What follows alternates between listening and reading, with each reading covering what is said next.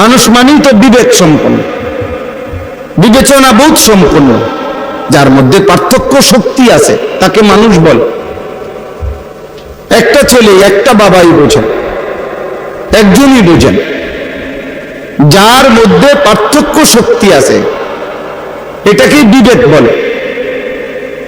বলে না মানুষ, তোর বেটা বিবেক নাই, তোর বেটা বিবেক আসেনি, বেটা কেমনে করলি এটা?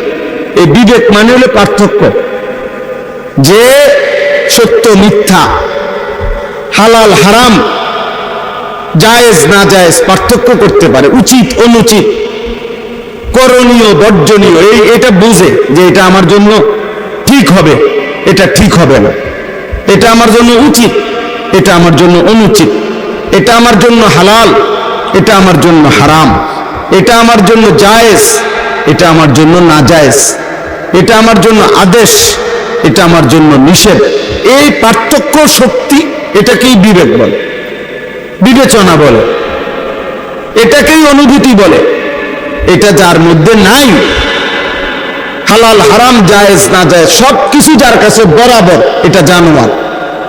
এজন্য কুত্তার কোনো হালাল হারাম নাই, শুকরের কোনো হালাল হারাম নাই, গরু ছাগলের কোনো পাক নাফাক নাই, কুকুর বিড়ালের কোনো পাক নাফাক নাই। হালাল হারাম বলতে আলাদা কিছু নাই তার কাছে, কারণ সে তো জানোয়ার, সে তো পশু। এই জন্য তার কাছে পায়খানা বিরানি বরাবর। কিন্তু একজন মানুষ আপাদমস্তক সুস্থ সবল, পাগল না, মাথা খারাপ না, তার সিরা না, তো তার কাছে এই পার্থক্য থাকবে না কেন? কেন থাকবে না? কেন এতটুকু আকল থাকবে না যে পেশাব নাপাক, দুর্গন্ধ, তা আমি পেশাবের ফোঁটা নিয়া পানি ব্যবহার না করে, টয়লেট পেপার ব্যবহার না করে পেশাব করেই যে আমি আবার উঠে গেলাম, তো পেশাবের ফোঁটা তো আমার প্যান্টে, পায়জামাতে, লুঙ্গিতে পড়ব, তাহলে এটা তো হারাম। এই নিয়েই যে চলতেছে, খাইতেছে, চলতেছে, তো একেবারে নিকৃষ্ট জাতের মানুষ। আমি যে জন্য সবসময় বলি এটা, যে যে প্রস্রাব করে পানি নেয় না, টয়লেট পেপার ব্যবহার করে, একদম ছোট জাত, একদম কম জাত লোক, এটা একদম নিচু জাতের মানুষ। তার জীবনে সে কোনো কিছু শিখে নেই, ন্যূনতম ভদ্রতা আখলাক তার কপালে জোটে না। প্রতিদিন ভাত খায়, গুম যায় আর পেশাব করে। এক ধরনের হাইওয়ানের জীবন, কুকুর বিড়ালের জীবন, জন্তু জানোয়ারের জীবন। মানে সুস্থ স্বাভাবিক মানুষ মাত্রই পবিত্রতা, পরিচ্ছন্নতা পছন্দ করে, দুর্গন্ধকে ঘৃণা করে। এটা একজন সুস্থ মানুষের পরিচয়। যে পায়খানা হাত দিয়ে নাড়ে, এটা অবুঝ, অসুস্থ। যে পেশাব নিয়ে চলতে পারে, এটা শতভাগ বিবেকহীন, অসুস্থ, প্রতিবন্ধী ছাড়া আর কিছু না। তোমরা এখানে চ্যালেঞ্জ করো, এখানে অসংখ্য ছেলে আছো যারা সারাদিনে একবারও পেশাব করে পানি নাও না, বিলাকুলুক টয়লেট পেপার ব্যবহার করো না, জানো না, তো তোমার সাথে কুত্তার পার্থক্য কি? তুমি দাঁড়ায় বল, ভিডিও করা হোক, বলো। একজন ছেলে বলো, বলে তোমার সাথে জানোয়ারের পার্থক্য কি? বলো, বলো ভাই, সাহস থাকলে হিম্মত করো। আমি চ্যালেঞ্জ করলাম এখানে। তাইলে এটা বোঝা উচিত আমি পাগল না, আমি কোনো মাথা খারাপ না। তাহলে তুমি তো সুস্থ মানুষ, হাসতেছ, চলতেছ, খাইতেছ, ঘুমাইতেছ, প্রয়োজন মাফিক আহার নিচ্ছ, তো তুমি পাগল হবে কেন? মাতাল হবে কেন? এই জন্য ভাই, আমি শুরুতে এই জন্য বলে নিলাম, জীবন কোনো না কোনো ভাবে সবারই পার হয়, কোনো রাতই বাকি থাকে না, কোনো দিনই বাকি থাকে না। সূর্য ডুবেই যায়, চাঁদ উঠেই যায়, আবার চাঁদ ডুবেই যায়, সূর্য উঠেই যায়। শনিবার রবিবার হয়, রবিবার সোমবার হয়, জানুয়ারি ফেব্রুয়ারি হয়, মাস বদলায়, দিন বদলায়, সময় বদলায়, সপ্তাহ বদলায়, আমাদের হায়াত চলতেই আছে। আমরা কাজে লাগাইলেও চলছে, কাজে না লাগাইলেও চলছে, ঘড়ির কাঁটার মতো। আমি ঘুমাইলেও ঘড়ির কাঁটা চলে, আমি সজাগ থাকলেও ঘড়ির কাঁটা চলে, এক গতিতেই চলে। প্রচন্ড ব্যস্ত অবস্থাতেও ঘড়ির সেকেন্ডের গতি যেমন, ঘুমন্ত অবস্থাতেও সেকেন্ডের গতি তেমন। ছেলেরা ভাই এই কোনা দিয়া, এই ছেলেরা, আব্বা দুষ্টামি করো না, আব্বা ফাজদামি করো না, উঠে যাও, নয়তো বেশি কষ্ট হলে উঠে চলে যাও আব্বা, সাবধান। আমি কিন্তু দেখছি ফালতু মানুষ আমি পছন্দ করি না, সাবধান। বেয়াদব আমার পছন্দ না। তুমি চলে গেলে আব্বা কোনো অসুবিধা নেই আমার। কেউ যদি এটাও বলে যে আপনার মতো হুজুরের ওয়াজ শুনলাম না, তোমার মতো বেড়াইতে আমি বললাম না, যাবে না। আমি তো এটা ভোট কালেকশন করতেছি না যে আমার ভোট দরকার, আপনি কারাইয়া মুতেন আর বইয়া মুতেন, ভোট আমারে দিয়েন না, আমি ভোট দিয়ে করবো। আমি কি ভোটে দাঁড়াইছি? আমার আখিরাত দরকার, আমার সওয়াব দরকার, আমার নেকি দরকার। আল্লাহ আমাদেরকে বুঝার তৌফিক দান করে। এজন্য আমরা শুরু করলাম এই কথাটা। ন্যূনতম প্রত্যেকের কাছে প্রথম কথাই আকল অনেক বড় নিয়ামত। হাত, পাও, চোখ, নাক, কান, এটা আল্লাহ অন্যান্য প্রাণীকেও দিচ্ছেন, কিন্তু আকলে তাম, পূর্ণাঙ্গ বুদ্ধি, বোধ, বিবেক, বিবেচনা বোধ, আকল, ফাহাম, বুঝ শক্তি, এটা আল্লাহ তাআলা পূর্ণাঙ্গ মানুষকে দিয়েছেন। গরু ছাগলকে দেন নাই ওই পরিমাণ। ন্যূনতম জীবন চলার মতো কিছুটা বুদ্ধি বিবেচনা আল্লাহ তাআলা প্রত্যেক সৃষ্টিকেই দিছে, কিন্তু সেটা অনেক কম। একটা পিঁপড়াও সে বাঁচতে চায়, তাহলে তার বিষয়ে বাঁচার এটুকু প্রেরণা বুঝ আল্লাহ দিছেন। একটা কুকুরের দিকেও লাঠি উঠাইলে সে দৌড় মারে, তাহলে এতটুকু বুঝ আল্লাহ তাকে দিছেন। এটা দিয়ে আঘাত করলে তার মৃত্যু হতে পারে, তাহলে এটা এতটুকু আছে চলনসই। কিন্তু পূর্ণাঙ্গ কোনটা হালাল, কোনটা হারাম, কোনটা পাক, কোনটা নাফাক, আমি আসলাম কোত্থেকে, আমার গন্তব্য কোথায়, আমি যাব কোথায়, যাচ্ছি কোথায়, করছি কি, করা উচিত কি, আমার আগে যারা মরতেছে তারা কই গেল, প্রতিনিয়ত যাচ্ছে কোথায়, আমার আব্বা কই গেলেন, আমার দাদা কোথায় গেলেন, আমার আগের পৃথিবীর মানুষগুলো কেন দুনিয়া ছাড়লেন। কেউ মরতে চায় না, কেউ থাকতে কেন পারে না, কেন পারে না, এরা যাচ্ছে কোথায়, এরা হারাচ্ছে কোথায়, এই সবটুকু ভাবনা, বুঝ, দেমাগ আল্লাহ তাআলা মানুষের আকলের মধ্যে বুঝার মতো সক্ষমতা দিয়েই আল্লাহ তাআলা আকলটা দিছেন।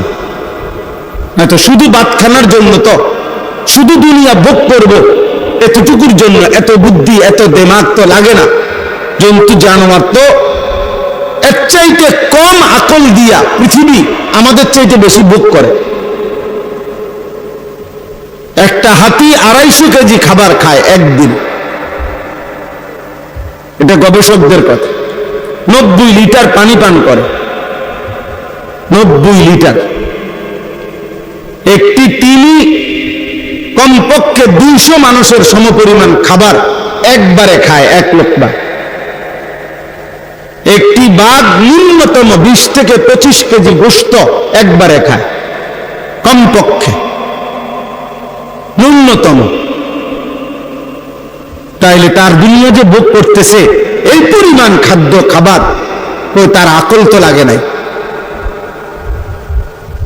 তাহলে আল্লাহ তাআলা আমাদেরকে স্পেশালি আকল দিলেন কেন, বিবেচনা বোধ দিলে কেন? আমি আপনার মধ্যে পার্থক্য করার, আমরা গরম দেখলে গরম বুঝি, ঠান্ডা দেখলে ঠান্ডা বুঝি, সুখ দেখলে হাসি, দুঃখ দেখলে কাঁদি। আমরা এই যে পার্থক্য করলাম, এটা আনন্দ, এটা বেদনা, এটা হাসি, এটা কান্না, এটা সুগন্ধ, এটা দুর্গন্ধ, এটা আলো, এটা অন্ধকার, এটা রাত, এটা দিন, এটা আকাশ, এটা জমিন, এই যে পার্থক্য আমাদের মধ্যে, বলো ভাই, বলেন বাবা, এটা কেন দিলেন আল্লাহ? শুধু ভাত দুবে খাওয়ার জন্য? শুধু পেশাব পায়খানার জন্য? শুধু অল্প কয়েকদিনের রোজগার করে মরে যাওয়ার জন্য? না, ভিন্ন উদ্দেশ্যের জন্য। হযরত আলী রাদিয়াল্লাহু তাআলা আনহু বলছেন, একদিন তিনি দেখছেন, কিতাবের মধ্যে আছে, একজন হযরত আলী দেখছেন কয়েকজন মুসলিম ছেলে, তারা একত্রে বসে, কিশোর ছেলে, দাবার গুটির মতো 6 গুটি 12 গুটি, আগের দিনে খেলতো 16 গুটি, মাটির মধ্যে তাক দিয়া দিয়া এরকম কোন গুটি খেলতেছে, দানা দিয়ে আর কি কিছু খেলতেছিল, গোল হইয়া বসে। হযরত আলী রাদিয়াল্লাহু তাআলা ওনার হাতের বর্ষা দিয়া তাদেরকে ধমক দিছে, ধমক দিয়া দাঁড় করায় দিছে, দিয়া বলছে, আমা ওয়াল্লাহি লিগাইরি হাযা খুলিকতুম। তিনি বললেন, আল্লাহর কসম, হে মুসলিম সন্তান, তোমাকে আল্লাহ তাআলা এই উদ্দেশ্যে নয় বরং ভিন্ন উদ্দেশ্যে সৃষ্টি করেছে। তুমি মুসলমানের সন্তান, তোমাকে দাবার গুটি খেলার জন্য, 6 গুট্টা খেলার জন্য, লুড্ডু খেলার জন্য আল্লাহ বানায় না। এই জন্য আল্লাহ বানায় না। মুসলমান সেই জাতিকে বলে যে জাতির 14 বছরের ছেলে যুদ্ধের ময়দানে যাওয়ার জন্য রাসূলুল্লাহ সাল্লাল্লাহু আলাইহি ওয়াসাল্লামের সামনে অজরে কাঁদছে, বাপের কাছে অজরে কাঁদছে, আব্বা আপনি নবীকে বলেন আমারে যেন যুদ্ধের ময়দানে নেয়। মার কাছে বলছে, মা আপনি রাসূলুল্লাহ সাল্লাল্লাহু আলাইহি ওয়াসাল্লামের কাছে আমার জন্য সুপারিশ করেন, নবীজি যেন আমাকে যুদ্ধের মধ্যে নেয়। হযরত যায়েদ ইবনে সাবিত রাদিয়াল্লাহু তাআলা 13 বছর বয়সে ওনার মাকে নিয়ে আসছেন, মাকে, যে আল্লাহর নবীর কাছে আপনি বলেন মা আমাকে নবী যেন যুদ্ধের ময়দানে নেয়। নবীজি এই কম বয়স দেখে বললেন যে মাকে না, ও বেশি ছোট, ওরে কোনোভাবেই নেওয়া যাবে না। যখন ফিরাই দিছে হযরত যায়েদ, তখন ওনার মাকে বললেন, মা ঠিক আছে, বয়সের কমের কারণে আমারে যেহেতু ফেরতই দিছে, তবে মা কসম আমি ঘরে ফিরবো না, আপনি আবার নবীকে বলেন তাইলে আমাকে অন্য কোনো কাজে, দ্বীনি কোনো কাজে লাগায় দেব, আমি অন্য কোনো কাজ করব, দ্বীনি কাজ, কিন্তু আমি ঘরে ফিরবো না। ঠিক আছে, আমাকে যুদ্ধে না আনো। নবীজি সাল্লাল্লাহু আলাইহি সাল্লাম তখন ওনাকে জিজ্ঞেস করলেন, তুমি আল্লাহর কোরআন কিছু পারো কিনা? বলছে হ্যাঁ পারি। তো এরপরে বলছে, তুমি আশেপাশের অঞ্চল থেকে আরবি ভাষা ছাড়াও ইহুদিদের ভাষা, মজুসিদের ভাষা, অন্য 2-4টা ভাষা শেখো, আমি তোমাকে কাজে লাগাবো। এরপরে উনি শিখছেন। রাসূলুল্লাহ সাল্লাল্লাহু আলাইহি সাল্লাম পরবর্তীতে মৃত্যু পর্যন্ত ওনাকে দিয়ে 2টা কাজ করছেন। এক, যখনই কোনো ভিন্ন অঞ্চল থেকে মানুষ আসতো তো দোভাষী হিসাবে নবী সাল্লাল্লাহু আলাইহি সাল্লাম উনাকে ব্যবহার করতেন, কাজে লাগাইতেন। উনি ওই কথাটাও বুঝতো, নবীজির কথা ওর কাছে বলতো, ওর কথা নবীজির কাছে বুঝাইয়া দিত, দোভাষীর কাজ করত। আরেকটা হলো আল্লাহর কোরআন যখন আল্লাহ নাজিল করতেন তো রাসূলুল্লাহ সাল্লাল্লাহু আলাইহি সাল্লাম যাদেরকে দিয়ে কোরআন লেখাইতেন এর অন্যতম লেখক হিসাবে আল্লাহ নবী এই সাহাবী, ছোট্ট সাহাবী, উনাকে নির্বাচন করেছেন। সুবহানাল্লাহ। ফিরে দেন নাই, 13 বছরের বাচ্চা ফিরে যায় না।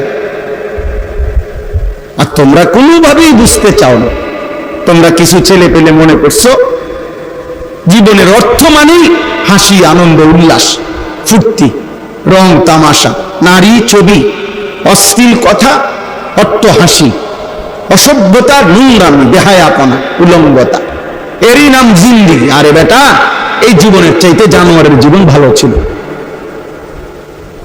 হাইওয়ানের জীবন ভালো ছিল। কেন ভালো ছিল? কারণ হাইওয়ান তো যত অনিয়মই করুক তার তো আখিরাত হবে না, তার তো আর বিচার হবে না, পাপ নাই, তার তো আর জাহান্নাম নাই। কিন্তু তোমার পাপের কারণে তোমার জাহান্নামে যাইতে হবে, তোমার গুনার কারণে তো তোমাকে আগুনে জ্বলতে হবে। গরুকে তো আগুনে জ্বলতে হবে না, ছাগলকে তো আগুনে জ্বলতে হবে না, কুত্তারে তো আগুনে জ্বলতে হবে না। কিন্তু আমাদেরকে তো আগুনে পুড়তে হবে। আমাদের পাপ তো আমাদেরকে জাহান্নামে নেবে, আমাদের অপরাধ আমাদেরকে জাহান্নামে নেবে। আল্লাহ আমাদেরকে বুঝার তৌফিক দান করে।